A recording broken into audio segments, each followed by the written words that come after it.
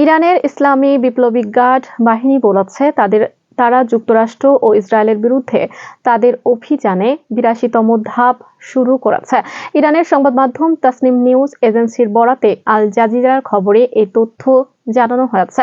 ইসলামী বিপ্লবী গার্ড বাহিনীর পক্ষ থেকে বলা হয়েছে, বৃহস্পতিবার ভোরে এই সর্বশেষ ধাপের অভিযান শুরু হয়েছে।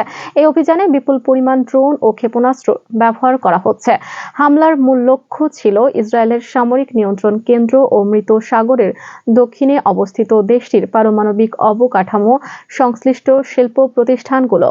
এদিকে লেবাননের সশস্ত্র গোষ্ঠী হিজবুল্লাহ বলেছে, তারা বেশ কিছু বিশেষ ক্ষেপণাস্ত্র দিয়ে মধ্য তেল আবিবের কিরিয়া এলাকায় অবস্থিত ইসরায়েলি সেনাবাহিনীর সদর দপ্তর লক্ষ্য করে হামলা চালিয়েছে। এছাড়া তেল আবিবের উত্তরে ইসরায়েলের সামরিক গোয়েন্দা সংস্থার একটি স্থাপনাতেও হামলা চালানোর দাবি করেছে হিজবুল্লাহ।